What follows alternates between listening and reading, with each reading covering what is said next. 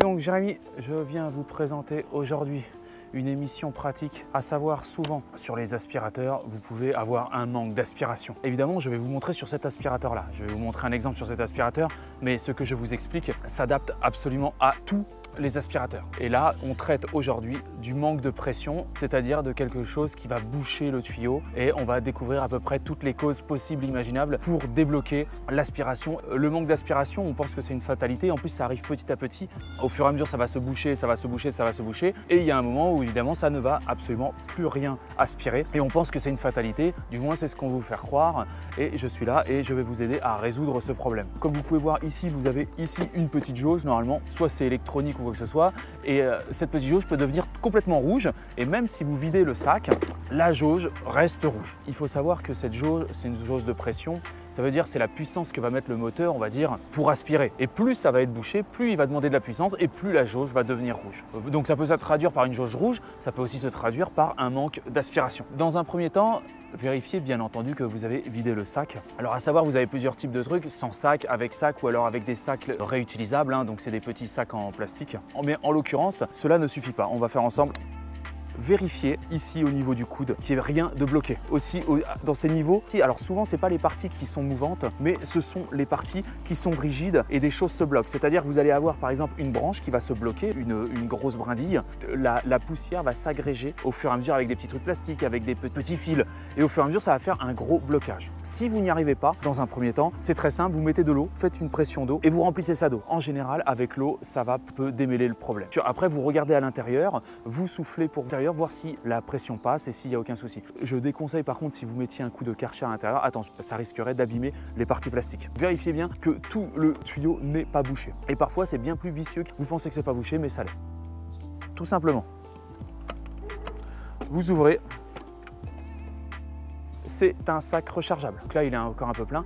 À savoir, donc ce sac, soit vous jetez le sac, en l'occurrence c'est bien, mais sur les sacs rechargeables comme ça, il faut savoir que l'air, là il y a une aspiration, ça passe à l'intérieur de l'aspirateur, mais en fait l'air va continuer à passer. Mais même si vous videz ce sac rechargeable, il se peut qu'en fait il y a eu tellement d'agrégation au fur et à mesure des années qui se sont mis, ça s'est mis carrément dans les interstices. Et auquel cas, c'est exactement le même principe pour les filtres de piscine. C'est-à-dire qu'il va falloir nettoyer le sac lui-même. Faire avec une pression, si vous avez un jet d'eau, vous mettez votre doigt et vous faites une pression et vraiment vous allez nettoyer le sac pour que l'air repasse. Parce qu'en fait finalement vous ne le voyez pas, mais dans les micro-interstices il restera bouché. Vous avez beau le vider, il restera bouché. Ce problème là va causer le problème de la jauge rouge dans votre aspirateur. Il faut savoir qu'il y a une deuxième partie, en général il y a toujours un filtre. Si ce filtre est trop encrassé, c'est pareil, l'air ne peut plus passer. Le principe si vous voulez, c'est de faire en sorte que l'air passe. En l'occurrence, vous avez aussi ce type de filtre. Alors là évidemment il est nettoyé, vous ne voyez pas, qui peut être très encrassé et de la même façon que le sac que je viens de vous montrer. Vous pensez que ça passe encore, mais en fait, il n'y a absolument plus rien qui passe. Vous avez des micro-poussières qui se sont mis au fur et à mesure des années et qui vont complètement bloquer le principe. Le principe de filtre est valable aussi pour les turbines. Vous savez, les trucs sans sac et tout avec les turbines s'encrassent et c'est pareil, il faut nettoyer. Et en général, les gens ont une perte d'aspiration et donc se rachètent un nouvel aspirateur, alors qu'il y a juste ces systèmes de filtre. Ça sert à ne pas encrasser le moteur, donc ne l'enlevez jamais. Après, ça irait dans le moteur et là, par contre, pour le coup, ça vous casseriez vraiment l'aspirateur. Vous avez juste à le nettoyer. Si parfois vous voyez c'est des turbines, vous avez par exemple 4 grosses turbines, vous les nettoyez aussi et en fait vous allez regagner complètement votre aspiration. Donc là à savoir c'est un tout petit aspirateur et donc le filtre se mettait là et protégeait l'arrivée du moteur. Vous pouvez toujours aussi vérifier, alors normalement ici ça ne l'est jamais, mais que rien ne bouche ici au niveau de l'aspiration directement en contact avec le moteur, mais en quel cas là par contre ça serait plutôt grave s'il y avait de la poussière, ça voudrait dire que le filtre est mort. Ne percez pas ce filtre, nettoyez-le doucement parce que si le filtre venait à être troué ou quoi que ce soit, les poussières et l'aspiration ou même des pièces métalliques pourrait directement aller dans le moteur et auquel cas là, ça serait vraiment d'endommager le produit. Je vous explique les symptômes de base. Vous avez des aspirateurs à aspiration bien plus complexes, mais c'est toujours le même procédé.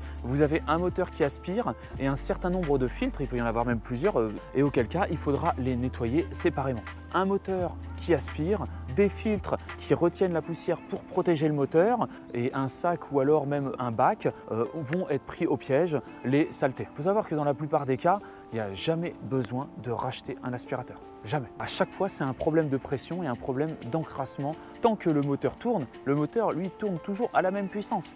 La force d'aspiration est toujours la même. Alors attention aussi par contre aux prises d'air. Il peut y avoir en effet un autre problème, c'est les prises d'air. Vous ne verrez pas la jauge rouge ou alors quelque chose qui vous indique que c'est en surpression. Par contre, il y aura une complète perte d'aspiration. Vous pourriez voir des poussières s'envoler partout, ça dépend à quel endroit il y a la perte de pression. Mais par exemple ici, vous pouvez avoir une perte de pression ici. Vous voyez par exemple là, il y a un joint. Donc le joint va ici et se bloque justement pour éviter la prise d'air. Parfois vous avez des tuyaux qui sont de mauvaise qualité. La prise d'air ça peut être troué. Souvent les gens parfois oublient aussi, vous voyez, le mécanisme là de vérifier qu'il est toujours bien étanche hein, et que l'air ne passe pas. Mais en général, quand les tuyaux sont de mauvaise qualité, ils peuvent se percer. Parfois c'est invisible, mais ça fait un petit appel d'air. Et évidemment, alors au début, si c'est très peu percé, évidemment, ça va faire une toute petite prise d'air et vous allez baisser le truc. Mais au fur et à mesure que vous allez le tordre et le retordre, ça va augmenter la coupure finalement au niveau du câble. On pourra remarquer ici, si vous voulez, vous avez un système de joint. Vérifiez que ce joint n'est pas plié sur lui-même, n'est pas coupé, parce que sinon il y a toujours des prises d'air et alors une petite prise d'air plus un petit peu et c'est fini, ça n'aspirera plus. Donc le but étant de l'aspirateur de gagner du temps, il faut être au maximum de son aspiration et pour ça il y a un petit entretien à faire. Les joints s'usent assez lentement. Attention aussi parfois quand vous enlevez sur des aspirateurs bien plus complexes, vous enlevez et il y a les joints qui tombent, c'est-à-dire par exemple les joints des turbines, ils tombent et vous en rendez même pas compte. Et alors auquel cas il faudra racheter le joint chez votre fournisseur pour plus qu'il y ait de prise d'air. Mais moi ça m'était déjà arrivé une fois un joint qui était tombé de la turbine. Il n'y avait que 3 turbines qui fonctionnaient, qui étaient isolées, mais l'autre avec la prise d'air c'était foutu. Si vous veniez à ne pas réparer finalement cet aspirateur, je vous mettrai le lien dans la description des meilleurs aspirateurs du marché. Les frais de port sont gratuits si vous n'avez pas réussi à réparer votre aspirateur, mais sachez que la plupart du temps, tous les aspirateurs sont réparables. Écoutez les amis, je vais vous souhaiter une excellente journée. Je vous dis à bientôt pour de nouvelles vidéos pratiques et n'hésitez pas à liker, vous abonner, tout ça. Allez, salut à tous! Un grand merci pour avoir visionné cette vidéo en entier. Si cette vidéo vous a plu, n'hésitez pas à vous inscrire sur ma chaîne et à liker cette vidéo. Un petit pouce bleu fait toujours plaisir et m'encourage dans mon travail. Je vous encourage aussi à laisser un commentaire si vous avez des remarques par rapport à la vidéo ou bien à la réalisation. Merci à tous et à bientôt.